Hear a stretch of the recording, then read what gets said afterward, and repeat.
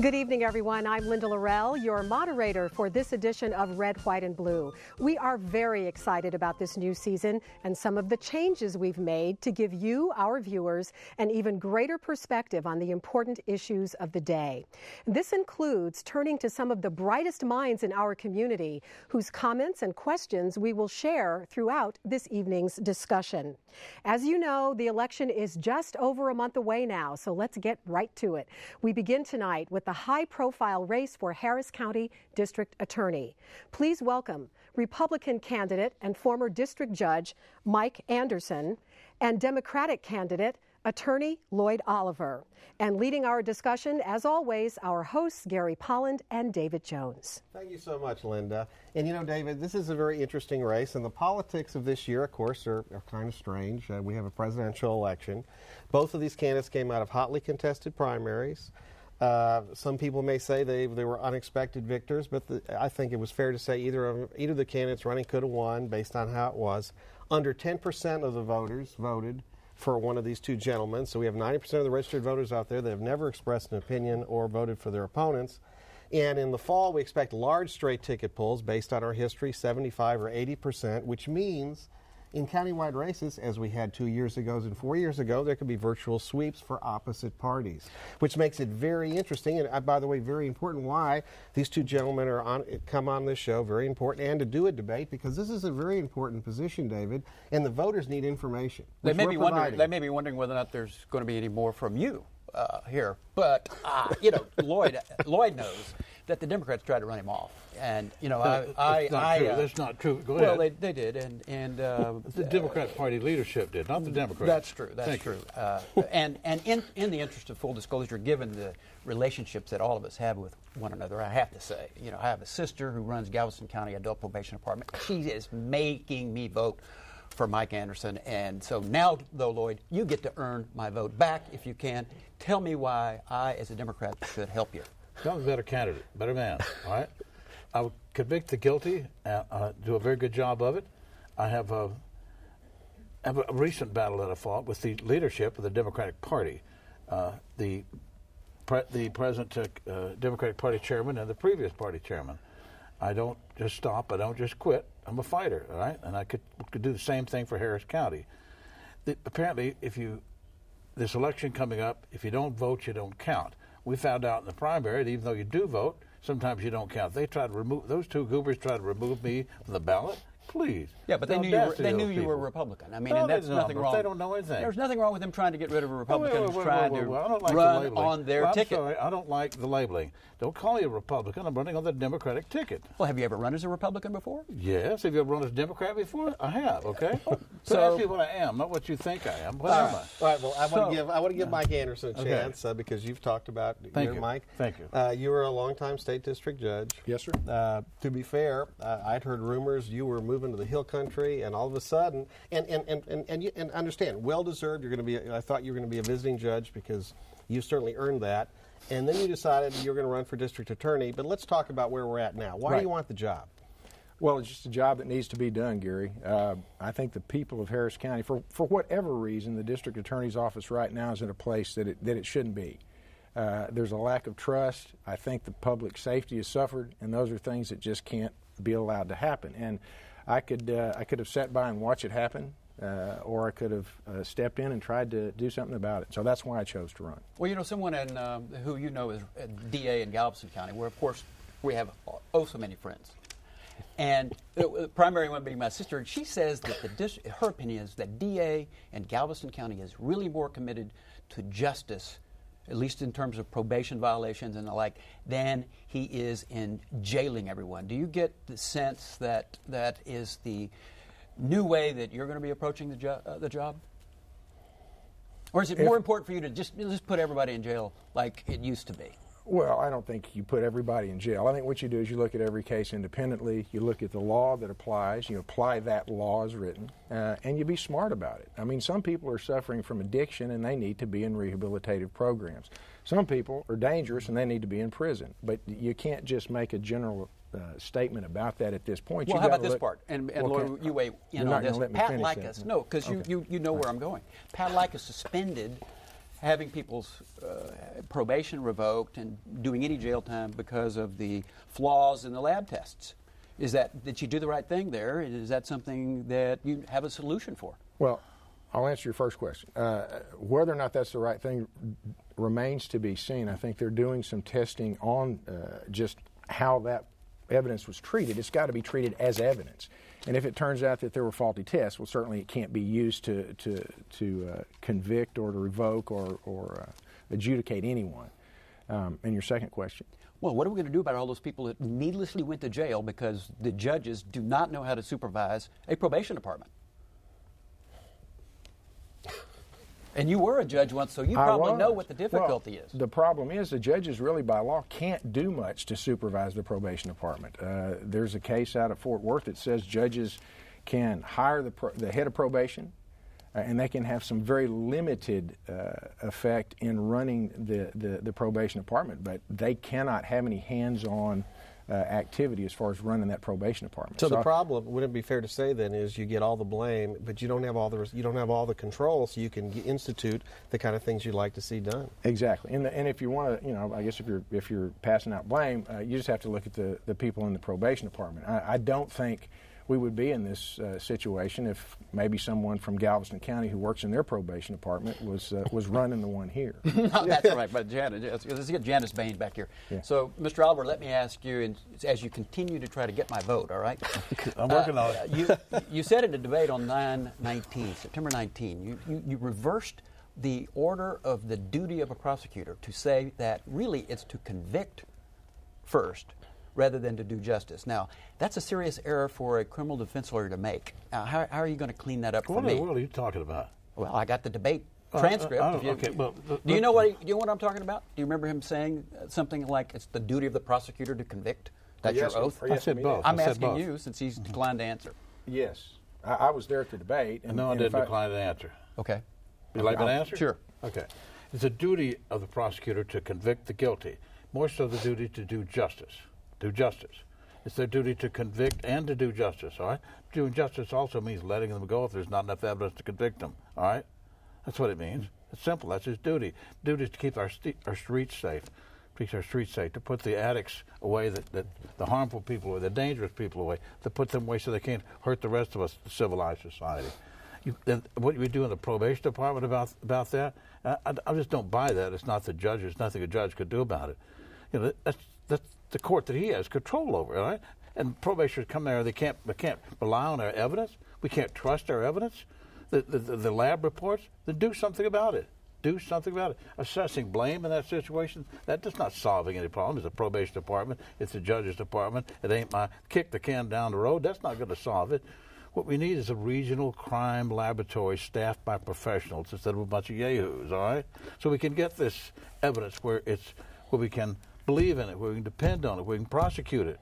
Then the problem won't exist. We don't have to kick the can. Well, Linda Laurel has a question from one of our advisory panel members. Linda? And it's related to what was just discussed. An important part, of course, of this discussion is what people in the community are saying. So we asked a couple of our advisory board members to weigh in. One of them is Sylvia Garcia, the former Harris County Commissioner.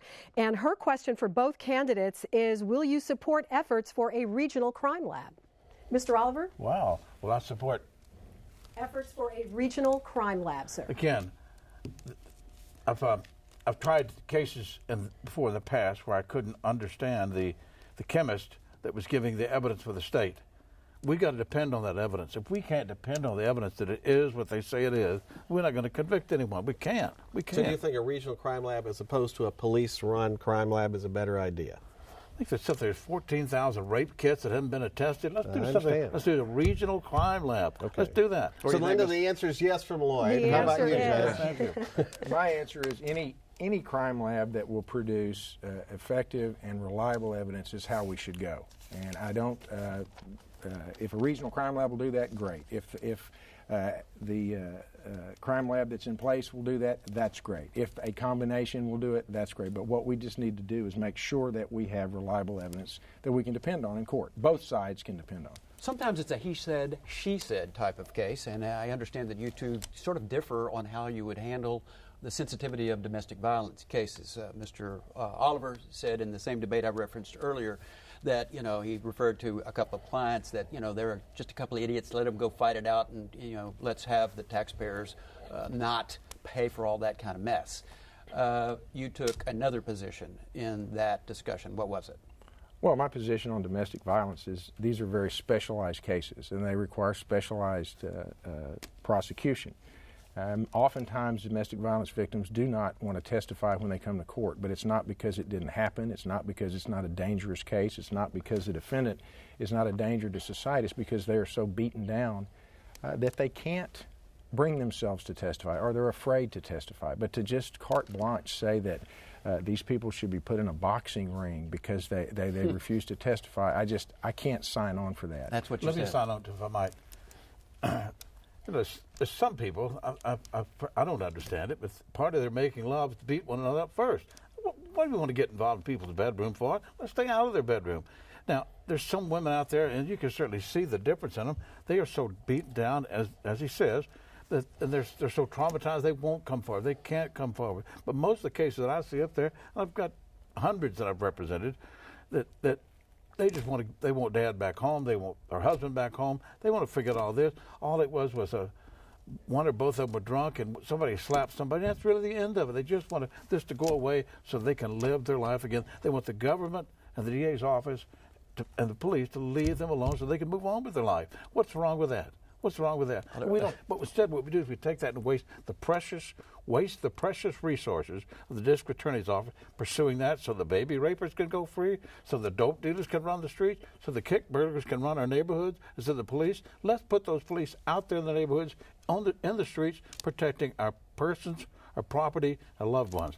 Let's do that. Well, Judge Anderson, is there a possibility that there could be a way to look at domestic violence cases and create maybe an entry-level domestic violence cases where you divert people, get them help, both sides, to try to make the marriage work so they don't become part of the criminal justice system, so when the father doesn't go to jail or prison, so then the family is on welfare. I mean, there's lots of implications for this. So maybe there is a third way. We could do things differently than we always did to try to make progress in that area, like we've done in other areas, like you mentioned earlier, the girls' court. I think we need to be smarter. But I don't think we're going to get there by just saying we're going to put these people in a boxing ring. I think we need to take the time to look at each case individually. And if it's a case where it's a one-time situation and counselors believe that there is a good possibility that there will not be further violence, and that the people that are involved, the two parties, can be supervised to a good end, I think that's smart law enforcement. But just to say we're not going to file this case and then end up getting a phone call that the victim has been killed because the case wasn't prosecuted, I think that's everybody's worst nightmare. No, that's true. Let me both go back to what I talked about in my introduction, the politics of running for this office, and the problem of running in a presidential year. I mean, we were in the green room, and you got a question from a member of the media about the impact of the Romney campaign on your race potentially. And I know your comment was that you don't worry about what you can't control, which is a good answer, but that does become part of what y'all are dealing with. There's going to be a large straight ticket pull. It could Although be. the gender gap may have just been reduced. Well, who knows? Who knows? No, but we know that, and we all, David. Thanks, David. Yeah, yes, but he didn't say how that would happen. Yeah, he was neutral. Yes, but the other thing you got out there is you had tough primaries, and so and primaries are like battles and disagreements in families, and sometimes some of the people who are on the losing side are bitter and upset and hold that bitterness through the fall election. How do you deal, both of you, with the supporters of your opponents that are not happy that you guys were successful? Because you're going to need those votes. Both of you are going to need those votes to win. Like us voters first. How are you getting them back? Well, I'm going to everything that I can go to. I'm trying to make it well known that I welcome the support. I would like to earn their respect. I would like to earn their support. Give me a chance to show you that I can do the job and that I'm the guy to follow in this. And I'm going beyond that. I'm going across the aisle and trying to reach independent voters as well as some conservative Democrats who have seemed very interested in supporting me. So, as the DA, you don't just prosecute Republicans or Democrats, and you don't just stand up for victims that are Republicans or Democrats. You have to stand up for everybody. I'm breathing easier now. Mr. Oliver, you said you would have voted for Pat Likas had you been able to. Is she doing a good job, or I'm hearing that maybe her office is in a state of collapse. If it's in a state of collapse, it's because of some of this man's followers that are still in the DA's office. That's what collapsed from within. It collapsed from within, nothing else. Her policies were certainly straightforward. Some wonderful policies. Some great policies. That's her trace policies, her DWI policies, all that reduced the jail population, saved the county money. You like the divert program where DWI offenders who have a lot of money know how to get out of it, while with the kids with 8 grams of weed are going to jail? Is that your way of enforcing the law? My way of enforcing the law, those with a lot of money can get out of a DWI, period. Now, under this divert program, it didn't take a lot of money. All you have to be is a good citizen, have a clean criminal history, and be able to stop drinking, go to some alcohol counseling, do some community service. That's who I'm trying to protect, those people, the citizens of Harris County, people like you, dumb people like us, our children, our grandchildren, that make an isolated, stupid mistake. That'll be some way to protect those people. Enforce the law? You betcha. My opponent says that's not the law. For the divert program is illegal. Maybe he's not aware of it. Just the other day, the 14th Court of Appeals said something differently. I don't think we're reading the same law book, all right? That 15 out of 16 county court judges seem to think it's legal and doing it. And they're doing the divert program. I think the head of the appellate law division, the Harris County DA's office, he thinks it's legal, but for some reason, apparently we're reading a different law book. All right, well, I'm going to get, Linda has a question from another member of our advisory panel. It's related. Another advisory panel member has joined in on the conversation. Charles Kuffner is a political blogger, and here's what he says. For the first time in many years, the Harris County Jail is under capacity. Inmates are no longer being sent to other counties or to the state of Louisiana. Some of the credit for this decline has been given to current DA Pat Likas for her policy on not accepting trace drug cases and the divert program. So this question is for Judge Anderson. You oppose both of these, and Mr. Kuffner has this question for you, Mr. Anderson. What effect do you believe this will have on the inmate population in Harris County? And if, for whatever reason, the county jail fills up again, what steps will you take to reduce its population? Mr. Anderson. All right. First and foremost, let me just say this. I do believe, based on all the law that I've read, and I've kept up with it very, very carefully, that the divert program is not provided for as punishment in the law of the state of Texas. It's important to understand that the district attorney's job is not to determine jail population. The district attorney's job is to enforce the law. And if it's, for some reason, the legislature decides that DWIs should be dealt with under divert, then they can write a law that says that. There's already a program that can do the same thing that divert does, but it's just not used. I believe that as a district attorney, you have got to follow the law. The law also says that if you're in possession of heroin, methamphetamine, or cocaine in an amount that's testable, and that it is credible evidence in a court of law, then you've violated the laws of the state of Texas. The last time I read it, district attorney takes an oath to follow that law and to enforce that law. And until that law changes, that is what my concern would be. Now, you can be smart about it. You don't have to stack these people up in jail. You can put them in a program where they're dealing with their addiction. There are programs. Well, and pretrial diversion is another program. I mean, you have these kids, 17-year-old black kid on a bicycle with 8 grams of weed. Right now, he's doing 3 credit for 2. So what do we do about helping those folks out of that problem and loading up the jail? Lloyd? Well, that's the problem with any conviction. But if you take a youthful offender, like you're speaking of, let's give him a chance. Let's give him a chance. What do you do with him? Give him a chance. The divert program or some program like some pretrial diversion, that's for again, for stupid citizens like you, me, or maybe those children that make some isolated case of stupidity. Let's have provisions for that. You mean and stupid criminals, not criminals. Yeah. All right, well, before we move on that, Linda has another question from the board. I do have one more question for Mr. Oliver. This is from Mr. Kuffner again. Now, you have stated that you only run for office because it's good for your business as a defense attorney. If that is your motivation to run, why should anyone vote for you? God. Should I answer now? Yes. Well, I don't think I ever said that was my only reason for running for office. I've run for office several times. Always been good for business. I'd be lying to you if I told you, but that's not. I've got the name recognition. Is the reason I am where I am today. This campaign here did not start 6 months ago. It started some years ago when I began to build the name recognition. And two, maybe me saying that I ran for the name recognition because it's good for business. I was trying to be humble, I guess, and not doing a very good job of it. But the reason I run for office, run for the district attorney's office, is to make this, do some justice, to make this system work. Right now, it can't work in the shape that it's headed. In the direction that's headed now, it won't work. Right, we can't do justice. You want the job. You're giving up your day job. You want to be DA. Is that correct? I can't say I give up my day job, but yes, I'd like to Well, be that becomes attorney. your day job. You're still hustling cases, though, aren't you? Oh.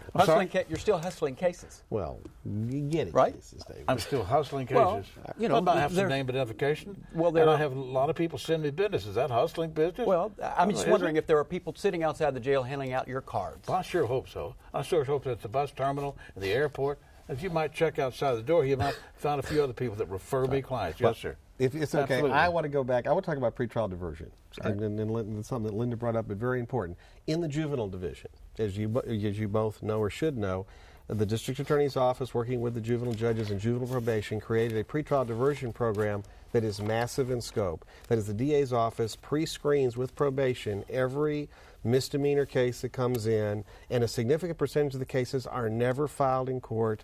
The kids get pretrial diversion on the front end. Massive use of that, and it's been very successful. So the first question would be, is that a program that both of you would continue based on its track record as DA?